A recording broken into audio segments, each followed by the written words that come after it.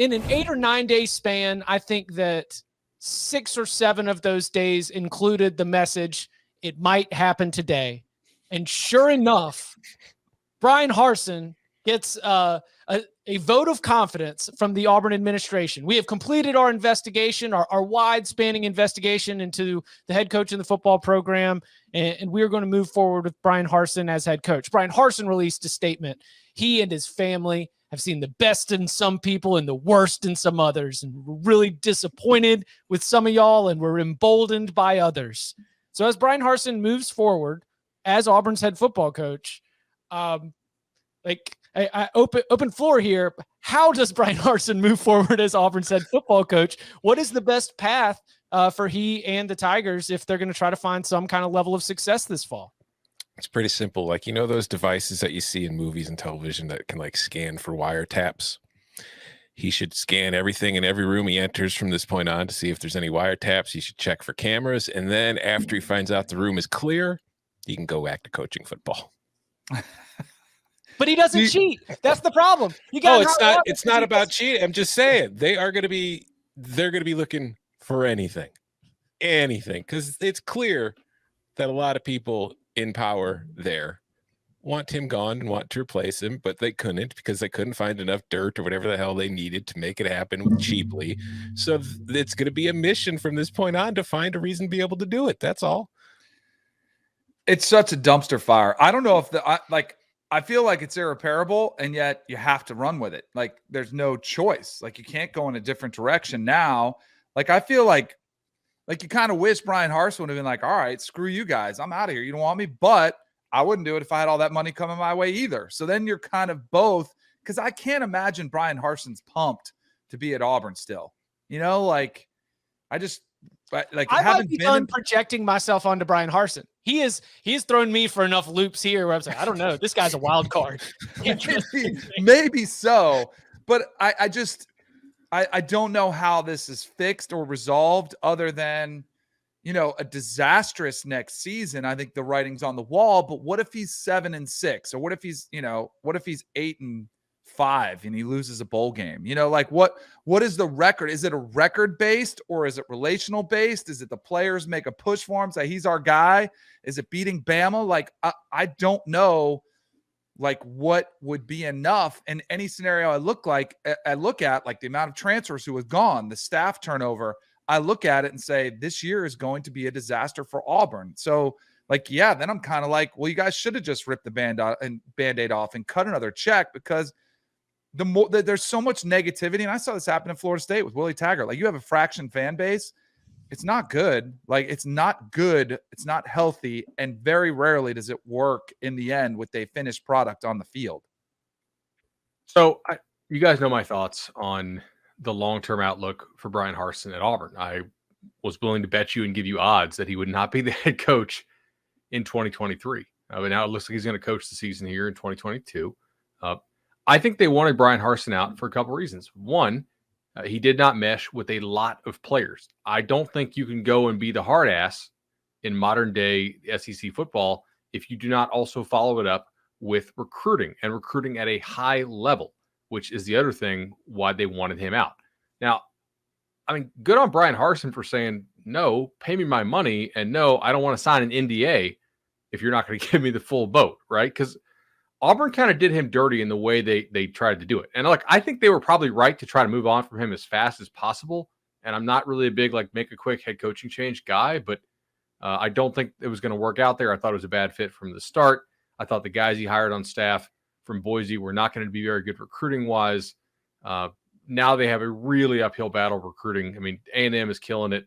LSU is going to do better than he will. Certainly Georgia is Georgia. And by the way, Nick Saban is still not retired yet.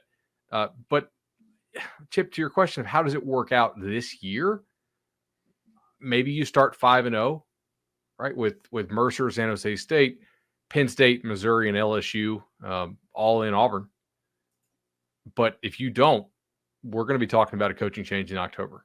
So inflation's only rising. I mean, $18.5 million is it's going to go down, I think, to 12, and then that means you only need to pay $6 up front, and hell, $12 million might be like, in today's dollars, might be like $9 million by the time we get to October. So Who knows?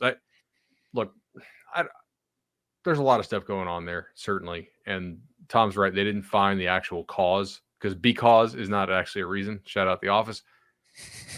But it's not going to work. Let's be real about this. Like they're basically have kind of a lame duck season coming up. See, Do you think? Well, I just think that Brian Harsin is selling something. Like he imagines that Auburn can be a team that doesn't need to go and get the 5 stars, that it's going to be the OKGs, and we're going to win with culture. We're going to win with execution. It's almost like he wants to imagine Auburn as a what Mark Stoops has done at Kentucky, right? Where, we're just going to win with this culture and this toughness, and we're not going to be lighting it up with these 5 stars. And I just think that just doesn't run with what powerful people at Auburn want. And the idea Auburn would fire Mark Stoops if Mark Stoops had Kentucky level results at Auburn. Yes, that's what I'm saying. Is that Brian Harsin, even in the best case scenario, if he's not going to play the game of talent accumulation and try to rely on his own coaching and his own player development, then you're never going to have enough time to even see the best case scenario of that working out. When you say, do you guys think the culture, how much of this do you think is a reflection on Brian Harsin being too hard and Gus Malzahn being too soft? Because I'm torn on this one because I think. You think the transition had to play a role? Yeah, like clearly that's a shock to the system. That to me is what the transfer portal is for. Like if you signed up to go to play with Gus Malzahn and he's one style of coach and he's let's say a little bit less disciplined, a little bit friendlier with his style, he's just a little bit more cordial with you. And then all of a sudden, let's say you get a coach like Brian Harsin, who's the total opposite of that. He's a disciplinarian. He wants to come in. Like there's going to be a weed out process with the players. And I totally get that aspect of it. And I appreciate the players that stood up and were like, no, we're not looking for like a guy can coach. If you want a best friend, find it somewhere else. But the guy can coach. And I almost felt like that was not a shot, but like an indictment on Gus Malzahn. Like maybe he was too friendly. Maybe that's why they were good, but not great. Like maybe that's because he was a little bit too close to the players. Like when I saw Smoke Monday's comments, you guys see what he said? About not knowing his parents? About, yeah. I'm like, what is this, kindergarten? Like you want him to call your parents? Like this is college football. This is a big time business. So what if he doesn't call your mom and dad to check in and make sure they're okay? Like, I get it. Like some schools may do that. Maybe Gus was that way. Maybe he was cordial with everybody. But I can promise you, my parents in 4 years never got a phone call from Coach Bowden. And I guarantee you he didn't know their name. Now, the thing that Coach Bowden was good about was he'd be like, hey, how's your mom and dad doing? Like he would ask about him and act like he was interested in him. But there was no point in him having a conversation over it. Like it just wasn't a part of it. I don't like... And maybe it's just a change in today's player where all this constant recruiting, constant recruitment, maybe you have to do that. But I look at some of the players there and I'm like, stop crying. Go out there and play. Like the coach wants to win. And some of the players did feel like that was cool with them. Like, hey, our coach is disciplined and he wants to win. But it just feels so fractured now. It's beyond repair. But some of this I do like, as much as we want to blame the boosters, I think the locker room not buying in and to be fair, Brian Harsin not to be able to get them to buy in, that's a big part of this problem too. Did you use the phrase weed out intentionally? Yeah, because I think you do want to weed out. I thought there was a double meaning there from you. Yeah, absolutely. And this happens at every school, and we're going to go over the new coaching hires. There's going to be painful relationships where guys don't buy in. And guess what? If you don't want them there, you need to get them to transfer. Like you might want them gone, So, and I know that's something that has happened at Florida State again, from a firsthand level. Like not everybody's going to buy in, but that's okay. Like you don't have to have them buy in. Just it's okay as long as you replace it with talent. And the talent Auburn is bringing in is not matching up to the talent that is leaving. So they are going backwards in terms of talent on that roster.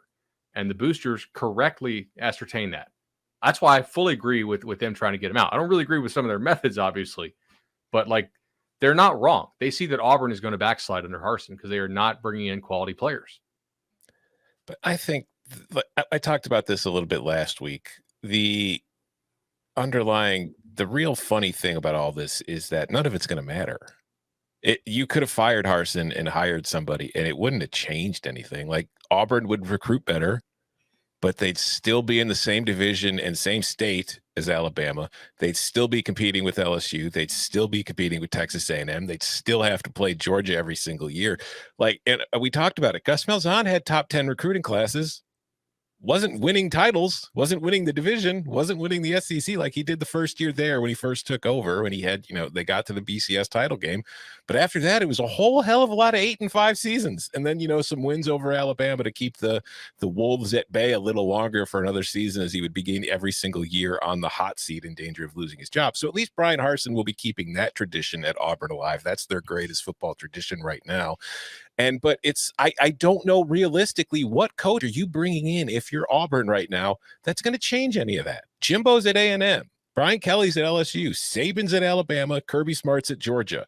What are you changing? You are going to be the third place team in the SEC West. That's just what you are until Nick Saban leaves Alabama, and you're just kind of, burning all your money trying to fix it when you can't.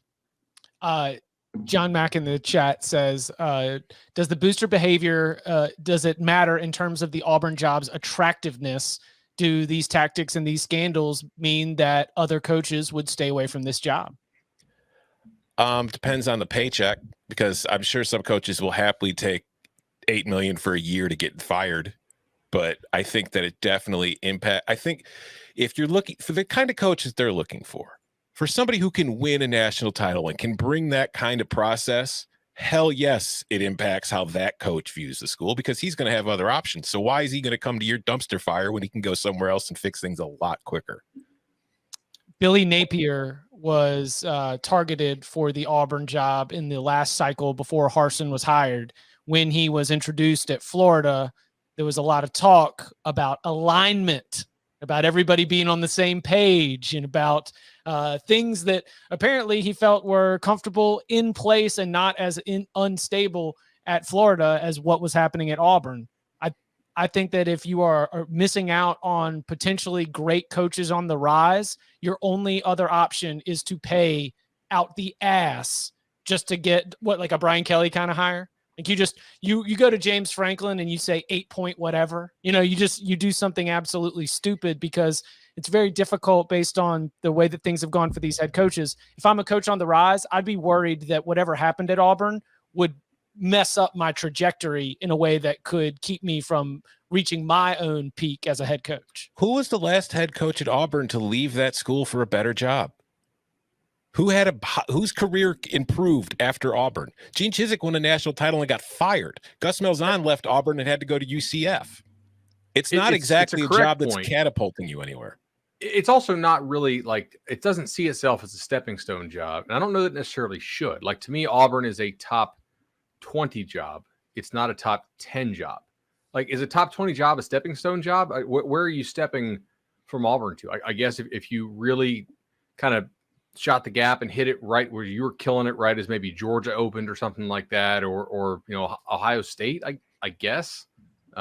Chase Edwards in the comment section, if that was Tom was smiling at, that was Tommy Tuberville's a center in Alabama now. I guess that's a step up. It's a pay decrease, though.